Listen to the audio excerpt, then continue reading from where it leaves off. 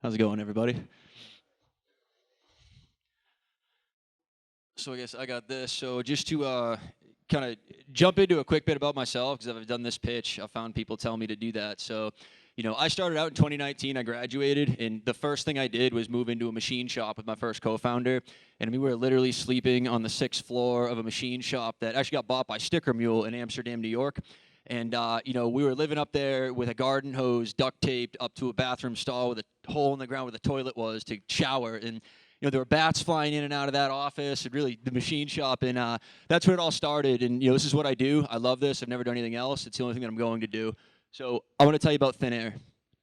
Now, have you ever had the experience of having too many tabs open? It's claustrophobic. You're trying to get your work done, and your brain wants to explode, and you're just so frustrated all the time on your computer. That's what we're going to talk about today. But first, we're going to talk about the history of the computer interface, because what people miss is that the first iteration of the computer interface happened in 1984 with the invention of the Macintosh. And since then, nothing at all has changed. And you can see that from Windows 98. If you look at your interface today, it is literally identical. Although computers have gotten way better, you have AI coming into the fray, but somehow when you log onto your system, it looks exactly like it did when we had the first idea of what a computer was. Now, why is that? Well, back in the day, we invented this thing called a computer, and nobody knew what to do with it, right? They're like, oh, this thing's super useful. We know businesses are going to use it, but how do we get normal people to try it? And they knew the market was businesses, and they knew businesses use files, folders, and tabs. So they made it up. They made up what a computer is, and they said, we're going to use files, folders, and tabs completely arbitrarily. And that happened in 1984, and nothing has changed. So the point being is that this isn't something that's necessary. This is something that was forced on us historically that has never been reevaluated, and that's why you have files, folders in the way it is. It's not required. So what is thin air? Well, this is what I deal with every day. I have 5 monitors because I'm doing a lot of work, like I'm sure many of you are, right? You probably have a monitor set up for many things you do. Well, there's a lot of people that face this, like financial traders, and you could go, the list goes on and on, video editors, but what thin air is, it's this idea of having an interface where you can zoom out and zoom in, and you can continue to zoom in, and you can continue to zoom in, and keep going until it's endless, it's infinite. You can have as many of these browsers, these windows all over the place, applications. You can leave documentation behind. And what it grows into is something like this, where you can be running a massive company, be working with everybody on your team, and everybody be collaborating in one computer. The way it works is the system actually runs on the cloud. So you can be running a $500 computer, have everything be remoted into, and be running on the highest quality hardware that anywhere has to offer. So you can give your whole company $500 laptops, and everybody can be running whatever it is that they need. And as a manager, you can see everybody and how they work in this system, and every day you go into it, you leave documentation behind. It gets better and better and better the more you use it, and it really becomes this living organism of your system. So what's the precedent for this? Well, there's other systems that do this, that use this infinite canvas, but they're all in the design space. They're all in the space of, places where you need collaboration in design. And in the early 2000s, a book called The Humane Interface was written. And it was actually written by the guy who invented the original Macintosh. His name's Jeff Raskin. And he was working on this idea until he died in 2004, and the idea actually died with him.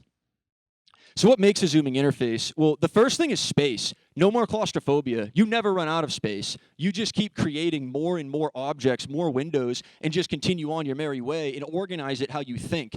There's a major piece of this where when you think of where did you put your car keys, you don't think that they're in this nested file structure. You think, oh, I put them up the stairs, to the left, in my bedroom, in the dresser, and in the drawer next to my book. That's how we think. This enables you to think spatially within your computer. And then the zoom in collaboration are the pieces that really separate it. In this collaborative interface, anybody can be in there together and working together. No more screen sharing. No more saying, oh, it's that button. No, that button. Oh, no, I meant this. And getting so frustrated with everybody around you because no one can communicate well.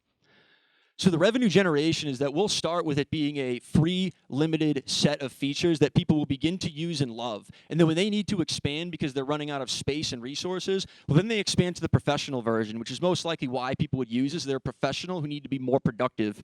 And then for your team, you expand into that, where all of a sudden now you're collaborating with your team. So we'll focus on small businesses and startups. And then finally, the enterprise level, where you can, instead of having to buy 3,000 MacBooks for everybody on your team that costs $3,000 a piece, we are duplicating hardware over and over and over again. Instead, everybody remotes into one singular supercomputer. So it's ultra secure as well as ultra effective. Now, the target market, we're starting with innovators and early adopters of students, small teams, and developers because they're generally the first ones to start using new technologies. They have a real need and they're excited about it. They're ready to go for something new. Second piece is then we'll expand to small and medium-sized businesses because they're always looking for operational efficiencies and they're always trying to get better. And then finally, we'll expand into laptops, computers, and then any additional hardware that people need to continue on with the whole next phase of what we're seeing right now, which is the AI wave. There's never been a better time to rethink what a computer is than right now because all of a sudden you have this massive shakeup of what it could be. So the timeline for this, I've been working on this very aggressively for over 2 years and building this system. You know, I have 10,000 hours at least of engineering complex systems. It's all I've ever done since graduating, and I'm ready to launch this thing, you know, very soon. I've had live things of it up, you know, and I'm really at the point now where I understand how to break into it. And there's a whole set of features that I don't have time to go through with that today in terms of like how to actually enter, but it goes a lot about if you can gain the developers and gain around the developer ecosystem and get them to want to build inside your system, well, then you start having interesting apps that exist inside the system itself. And, you know, we'll start by going in and having people build.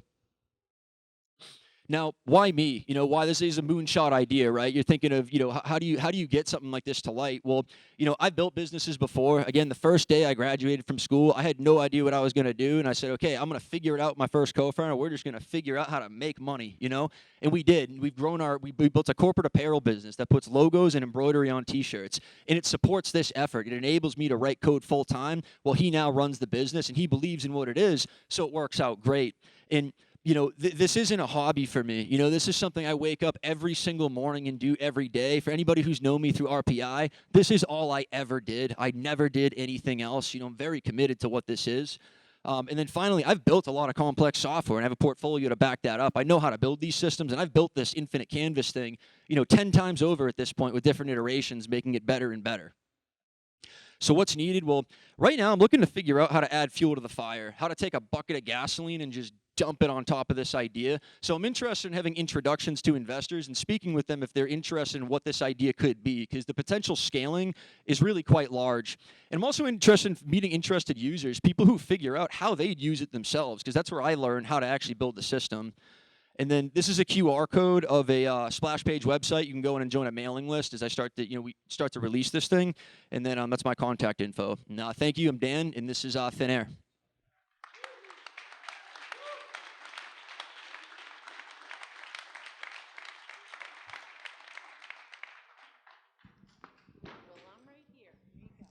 Yeah, I love this. I could ask you so many questions. Of course, we don't have time for that.